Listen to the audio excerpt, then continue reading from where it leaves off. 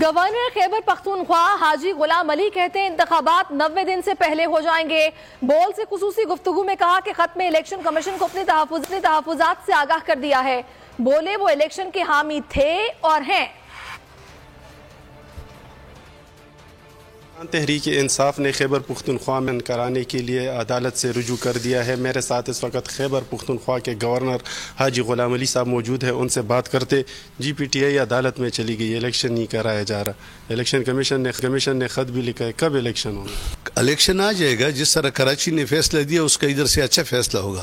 سوچ تھا، اس سوچ کے مطابق لکھ لیا، اور الیکشن کمیشن سے بھی میری امید ہے کہ انشاءاللہ تعالی وہ اس طرح کے انتظامات کریں گے اور ان لوگوں سے مشورہ کریں گے، اور الیکشن کا ہم آج بھی حامی تھے، کل بھی ہے اور کل بھی رہیں گے۔ 90 دن میں ہو جائیں گے الیکشن کیونکہ آئینی تقاضا ہے، فیصلہ پہلے ہو جائیں گے انشاءاللہ۔ لوگ دیکھ رہے ہیں کہ حاجی غلام علی صاحب کا یہ کہنا ہے کہ الیکشن 90 دن کے اندر ہی ہو جائیں گے۔ جی پارلیمنٹ میں پرویز الہی فاتح قرار پائے تھے، لیکن